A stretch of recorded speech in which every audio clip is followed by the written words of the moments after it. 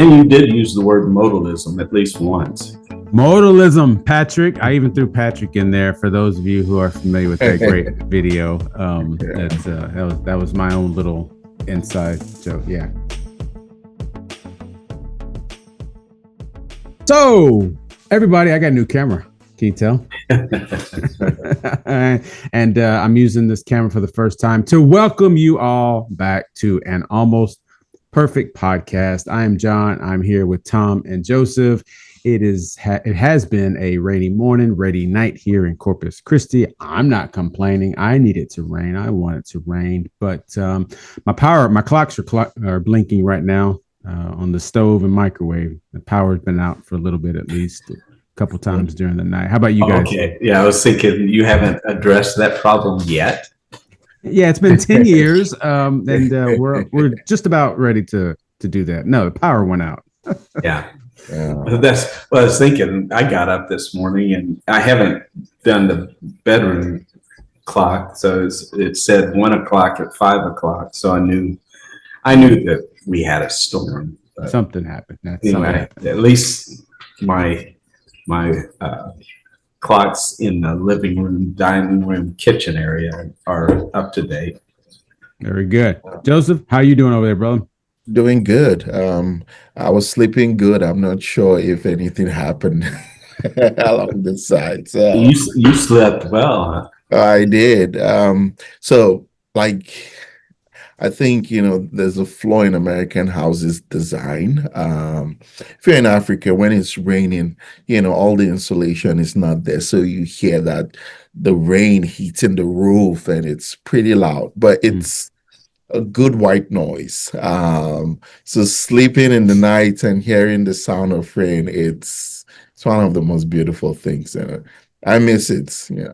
But not the heat though. Not the heat. I heard that. At our last house, they put on the metal roof, and when it rains on the metal roof, that is pretty cool. Yeah, that's mostly what we have in Africa. It's mostly metal. Yeah. Very good. I would have slept through it too, but my dogs, they can't stand the thunder and the lightning, at least one of them in particular. And so that's what wakes me up. So, but anyway. Another reminder why I keep telling my wife, no, not another dog. Yeah, your fish don't wake you up in the middle of the night, Tom? No, they do not. No, they don't. No. Yeah, they're all yelling, "Can we go outside? Can we go outside?" That's one of my favorite. What's the movie? Finding Nemo quotes. Escape. Do you remember that one? Escape. No, okay. I'll let you go find it yourself. Anyway, all right, Joseph, what'd you preach on yesterday? I preached on following the God of power and possibilities. Power and possibilities. Yes, it's part of my preparing farewell message. There is power in God to do all kinds of things because with God, all things are possible. So trusting God and that theme of Adelante, moving forward, it's still there. Maybe it's still in my head ringing. And with the message, how do you, look at a church that feels they're declining, older and things like it's just word of encouragement, with God. You can't say your best days are behind you, and that's from Isaiah. That's where the message came from. Okay. Can't you perceive it? I'm doing a new thing. To be in tune with the spirits, to the possibilities of what God is doing now. Okay, Tom, what did I preach on yesterday?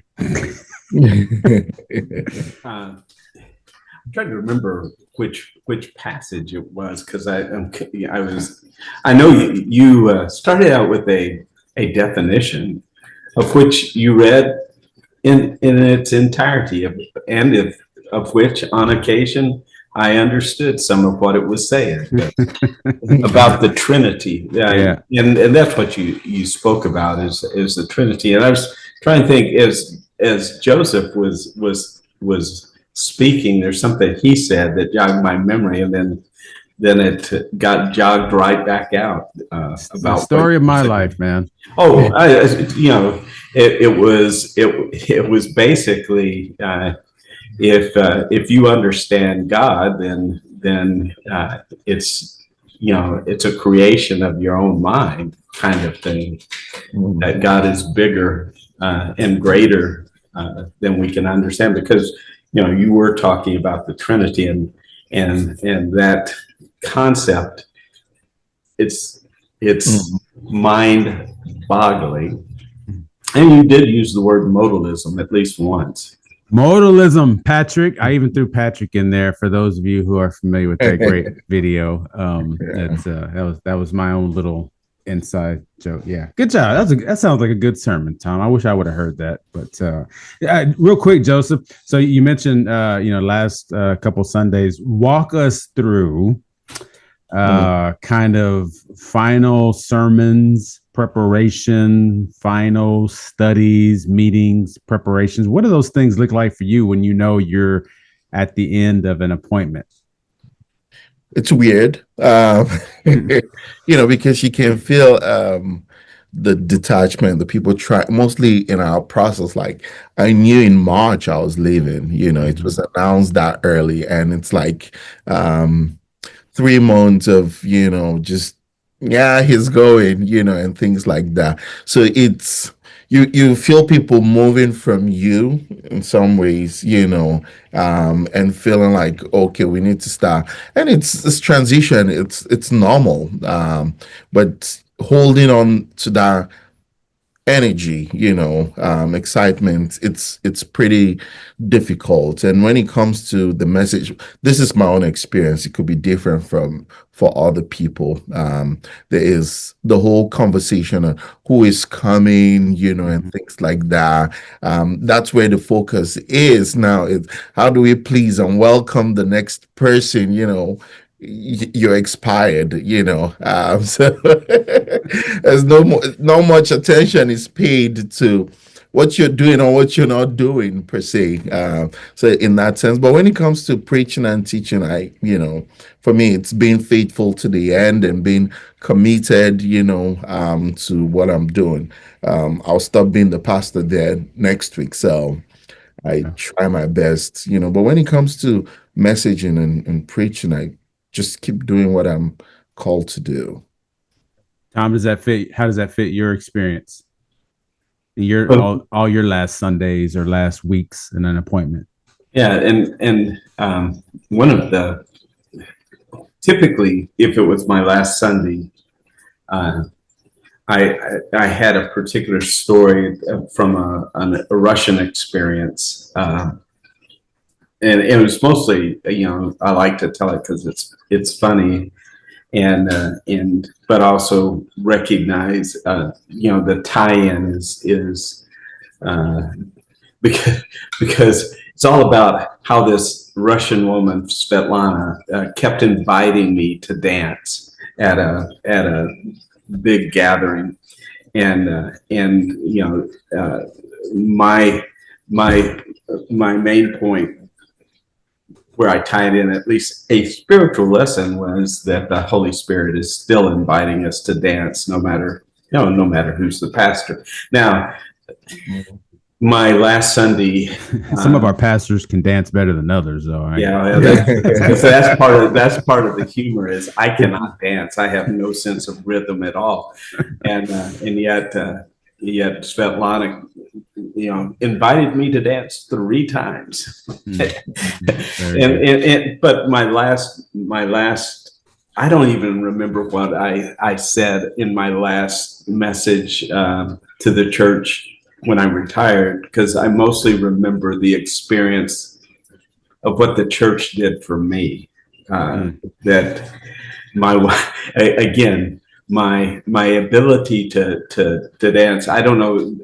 During COVID, there was this movement around the world about Jerusalem.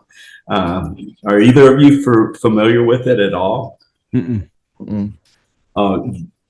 Google Jerusalem, and I certainly will. Yeah, absolutely. Anyway, I came across it and just kept going. It started in Africa, and I think the first video was really some poor, it might have been Nigerian. I don't remember what country they were from, but some poor kids, and then they start dancing this dance. But then you see the Swiss police and the Irish police and people on a beach, and they're all doing it. And I kept trying to do the moves, and Ellen would watch me, and then I was determined, and I started, for like three days of, I'm gonna get this down. And Ellen the whole time is going, oh no, he's serious. This will ruin everything.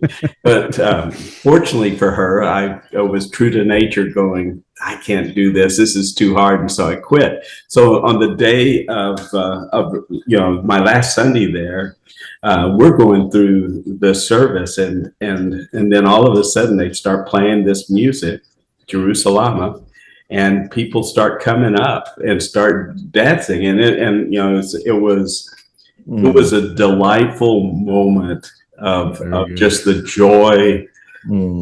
joy of celebrating life together. And they gave me a tremendous gift.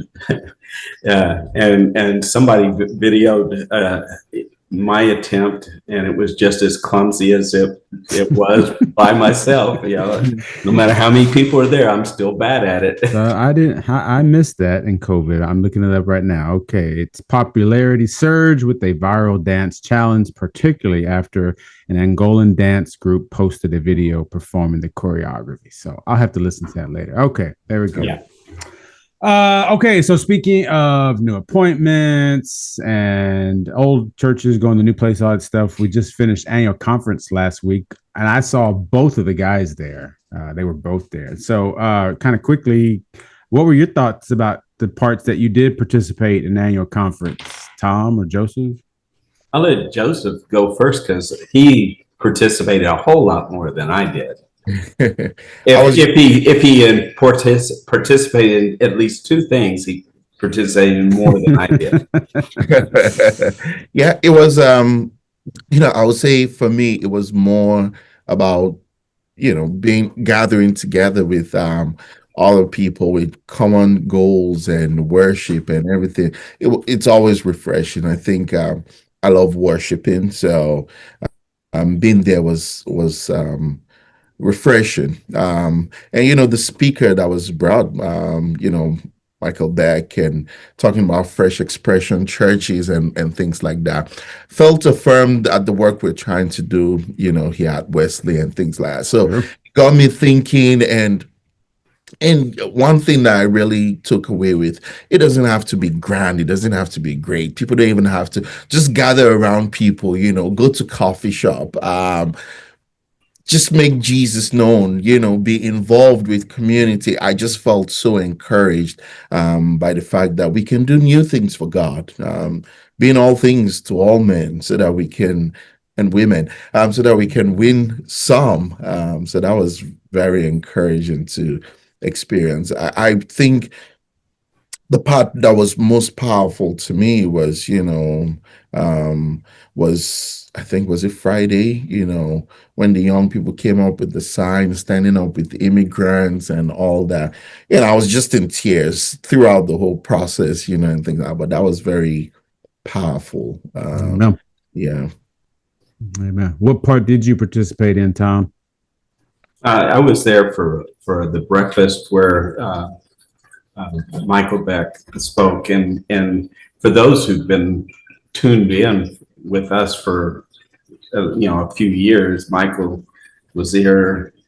It was before you were here, Joseph, before you joined us, and so it's been a bit, and so it was good to connect with him. And all I had to say is I remember having you on our podcast. Oh yeah, and so he was more than. Yeah, and I texted you, get him back on. Let's get him back on. I talked to Michael, and Joseph was there. He's like, "You need to have this guy on your podcast." I'm like, "Oh, you don't listen, do you?" Joseph's here every week. What are you talking about? Yeah.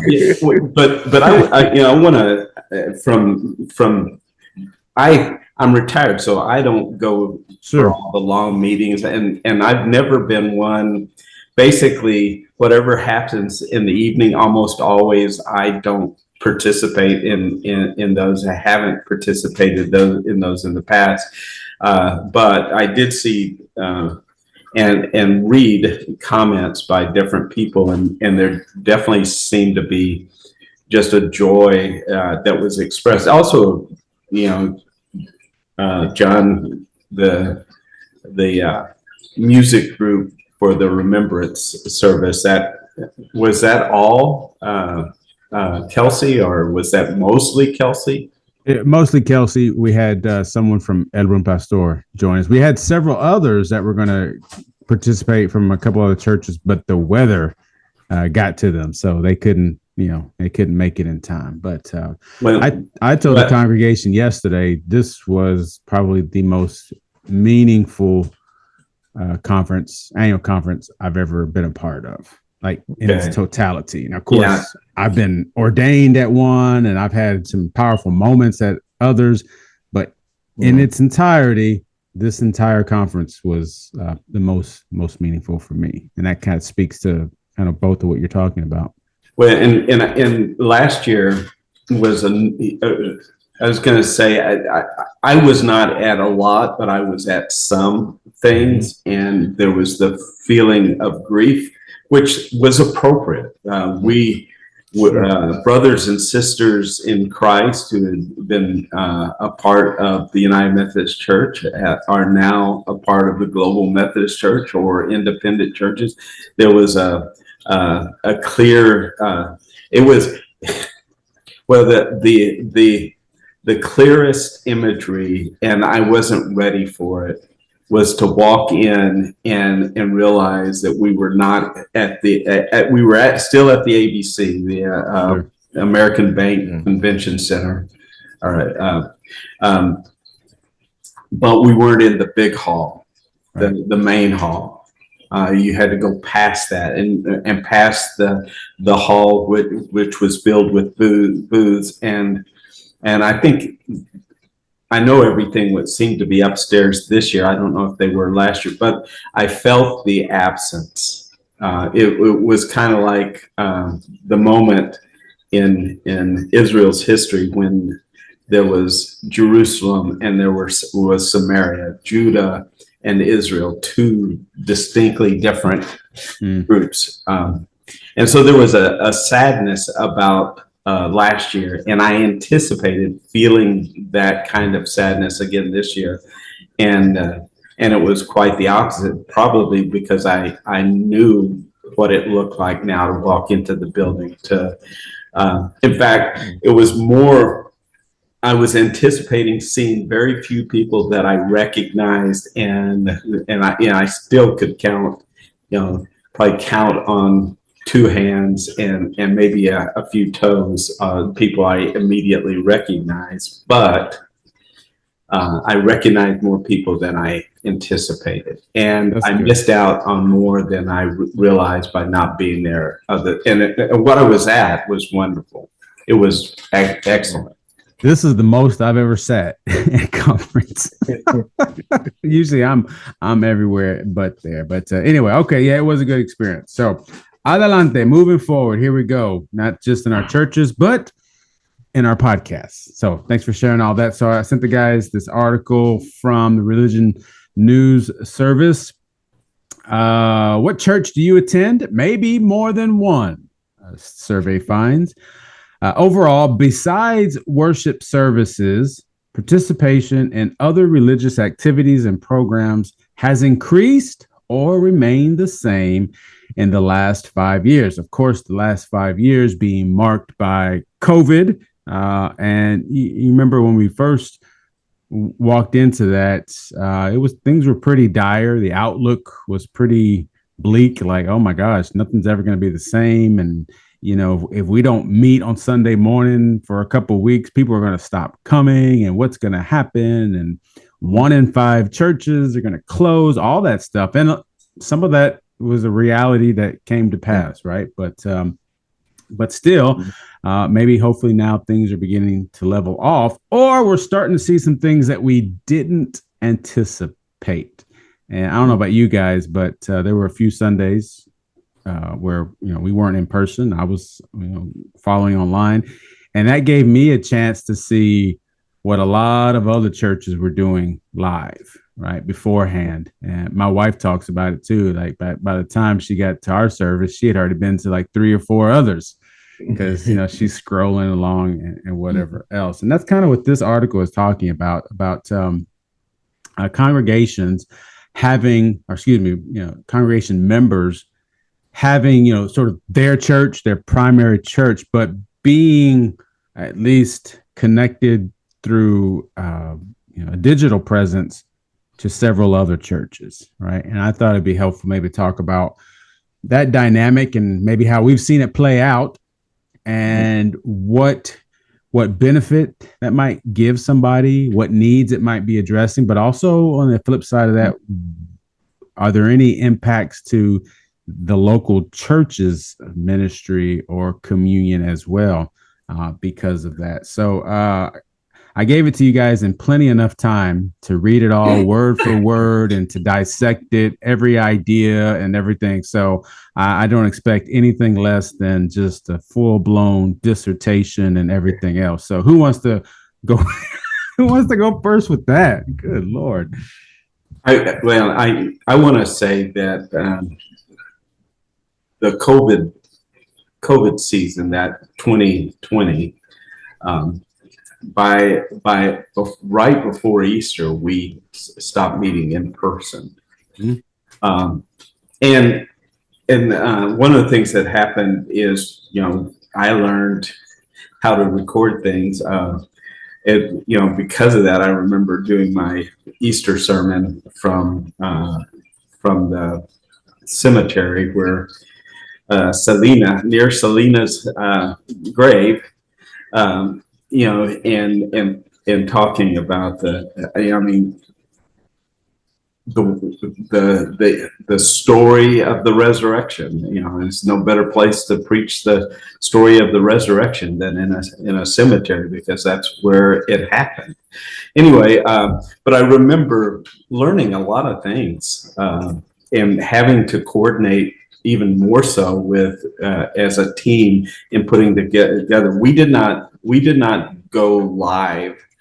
We recorded everything and pieced it together. And so Sunday morning, I was kind of like Gloria. I could go to other churches, and then we had a time that we streamed, and if you were at the live, that streaming, then we could be in conversation. And I really liked that. I really like to be engaged and first of all saying hi. People would check in and everybody would say hi and stuff like that. But the other church I attended was a New Jersey, a United Methodist Church, a Black United Methodist Church in New Jersey, and it was definitely a different experience because it's the Northeast. It's a Black church, and the only thing, well, not the only thing, but one of the things that tied us together was the United Methodist part, and it was a learning experience on how they did church, and then also how they did announcements. It was very different than how we do things. So, and I saw how much the announcements tied into the community as much as it did to the church itself. So that was cool. What do you think, Joseph? Yeah, I think this is one aspect of people being engaged with a different church apart from what they call their main church. I over the past week, Michael Beck mentioned the fact, and of which I mentioned it to my church leadership team. We need to really get our minds off counting how well we're doing with membership. People are running away from, whatever they feel like it's tying them down. So there's this mindset mindset shift in general in culture where people want that flexibility to be a part of whatever they want to be a part of.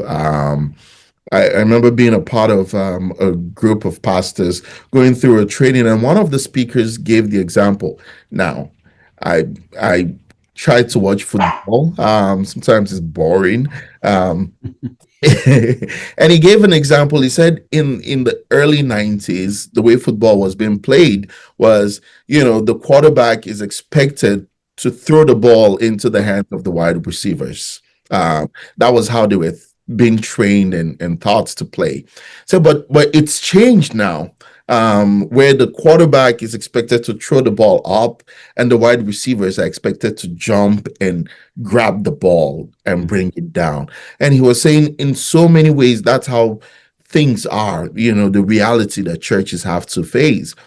In Christendom, people showed up. It's just throw the ball, people grab it.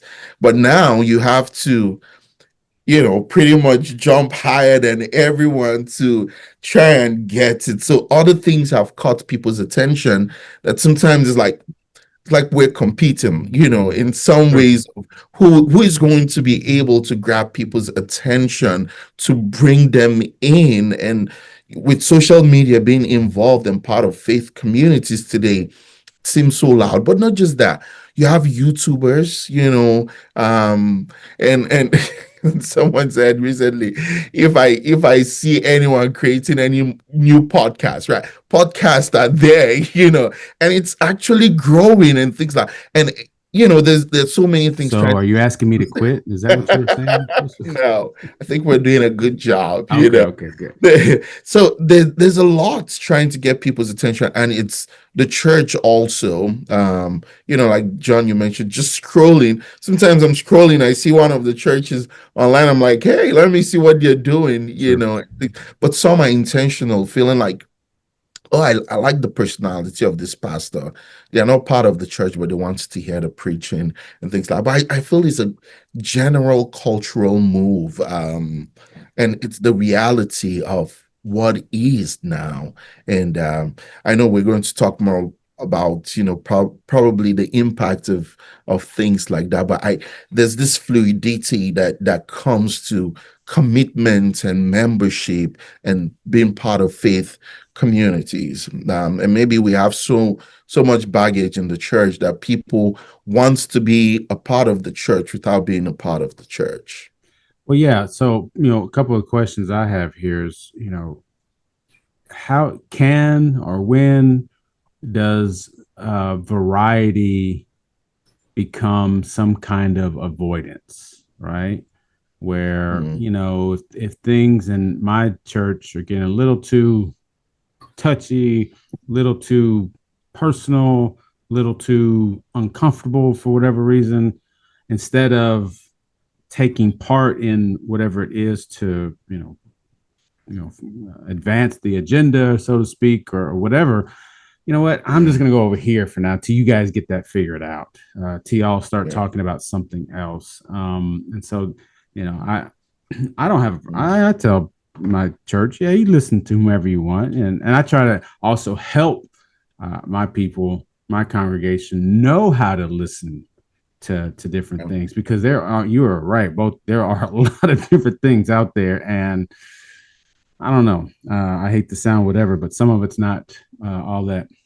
Yeah. Anyway, but so I try to help people discern what they should be listening to and how to respond to what they listen to. I don't, it doesn't hurt my feelings, all that kind of stuff. But I also want to make sure that, because we talk a lot about, being the body of Christ, family of God. Well, I mean, if we aren't here, well then, right, there's something missing. So how does that help us talk about what it means to actually belong to a local community of faith? As someone who's retired, there's moments when I feel more disconnected than connected. And one I was sharing this morning with a friend was sometimes I don't hear about things until it's basically too late to make any real plans. And one of those happened, I think it was in February when the two of you were at the pastor's convocation, and you were each invited to actually preach at that convocation. Best convocation ever, I think. Yeah. It may have been. I really didn't hear much about it, and it, I'm not going to blame the conference because they may have sent things out, but I really didn't get interested until like Monday, and it was it started Tuesday. I got interested when I found out both of you were actually playing significant roles in the service or in the convocation. So, and the times I've been there back when I was an active pastor at and I was serving at Asbury, and I've enjoyed those, but it seems like sometimes we who are retired, I mean, we do pull back some, but we're also kind of allowed to be disconnected. We're not encouraged to come back in and participate. I mean, there's very little incentive to do that. And that plays out in the local church as well, does it not? All right. People who feel forgotten. Yeah, it's true. I'm just thinking on the fact that, sometimes like we've mentioned, people are free, like John, you mentioned, allowing people go out there, but teaching them how to listen. I think theology, this is the part I'm like, theology matters, right? What is our teaching on, the church? And how do people understand what it means to be part of the church? That this is not a social club, right? It's not something you come and you're a part of when you feel like, or when you don't feel like, doing it, where it's more about please me. If you don't please me, I'm going to go to the next church, and things like that. So I feel like there is, weak understanding when it comes to ecclesiology amongst our members, that there's no grounding of this is what it means to be part of a faith community. It's like every family, people will be hurt, there'll be discouragement and everything, but there's always forgiveness also and healing and love in that same community. But when we don't understand that, it just becomes a place of unhealed wounds, of conflict, of anger and frustration, and before we know it, the whole culture and the whole atmosphere is not healthy to even be part of it. Some people are part of it because they have friends or people that they don't want to let go, but their spirit is not really in there. But understanding church it's beautiful, but it's messy at the same time. It's amazing, but it's also broken. And accepting that fact, unless there are real issues that are like, okay, I really need to leave this place. Some of these things can be resolved. Church members, we are not good at managing conflict, and part of the past couple of weeks I've come to see, when people are having in my own congregation, people are having issues, they don't talk to each other, right? They triangulate the pastor into it, and hey, this is what this person did, hey, this is what this person did.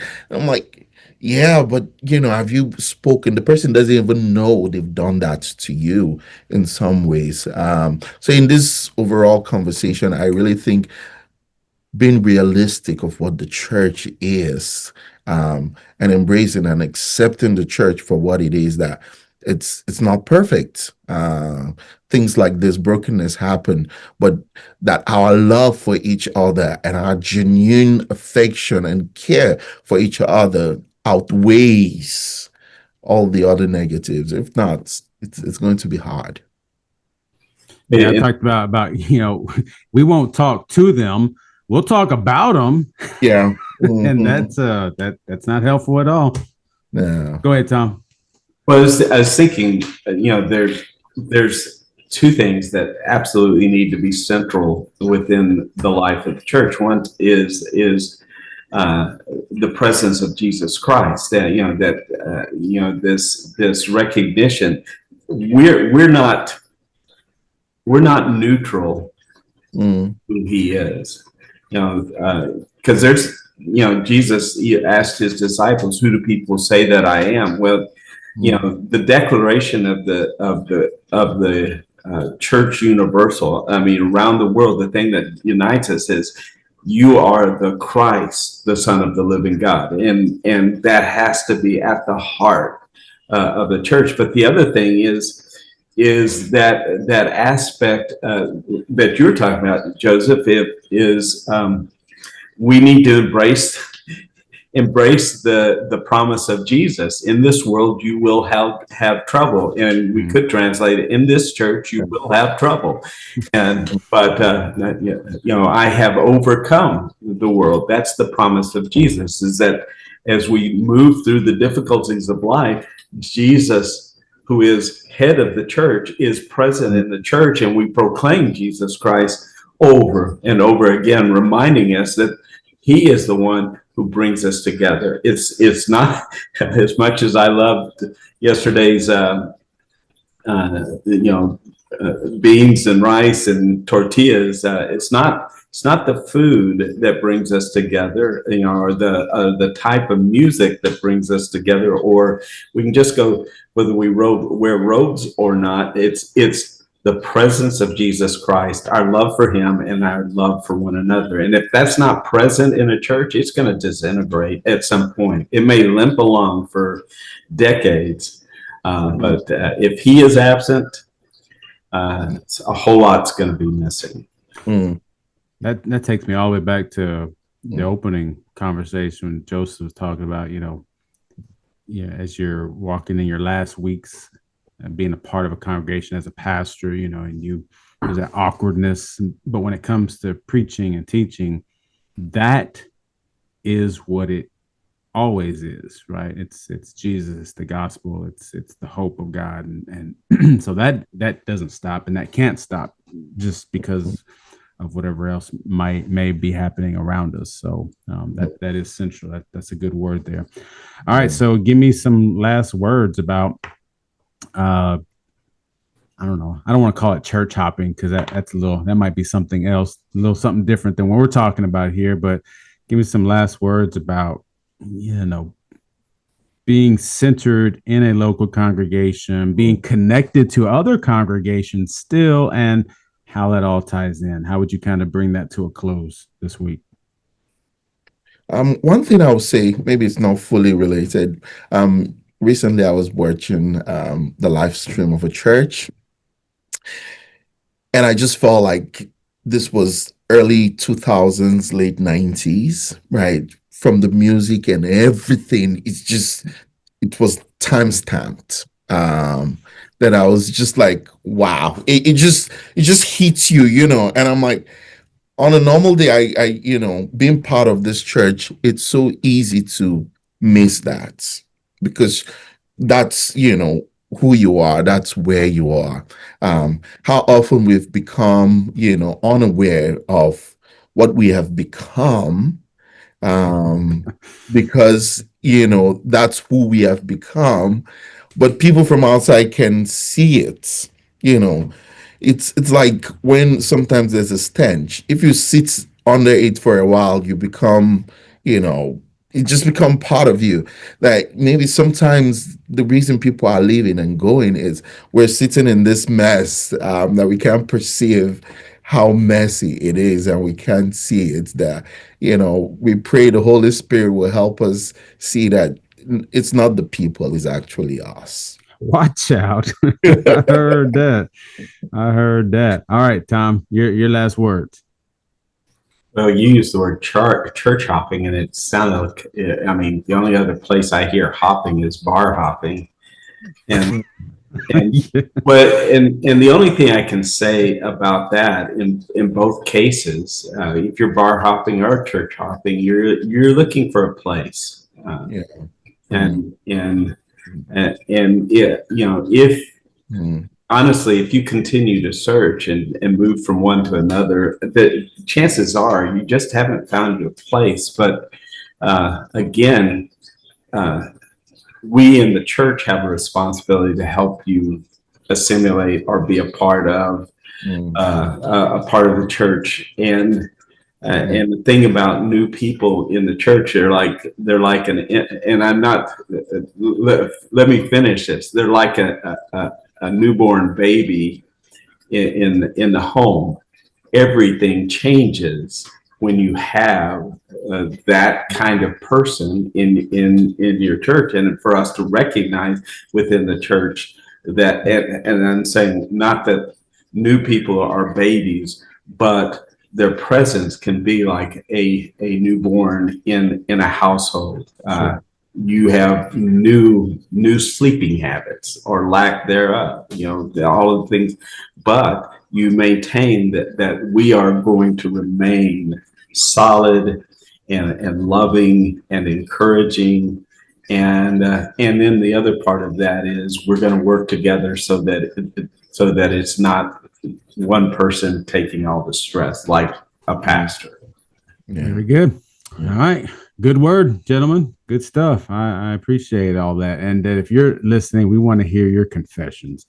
How many churches do you listen to, like on a Sunday or throughout the week? How many sermons from other preachers are you listening to?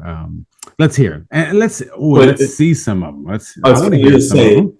Say there are, you say that, but there are other people I listen to that aren't preaching a sermon, but I'm going through a Bible study of Mark with the person, or I'm here. I read a blurb and I go, I want to go deeper on it, whether it's a new archaeological find that supports Luke, or it's a specific, like I said, the study of Mark, which is for me has been a wonderful blessing.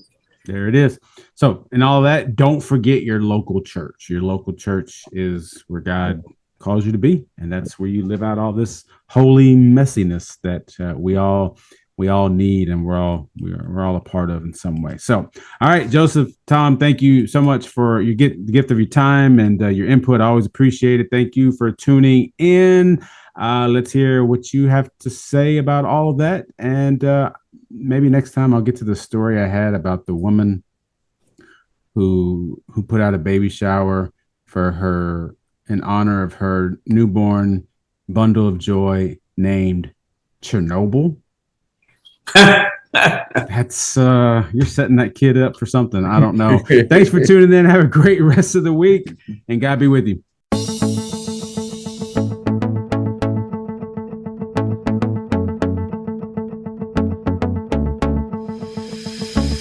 I was gonna do it yesterday, but then I figured everybody's gonna freak out. You can't cut the grass on Father's Day. That's illegal.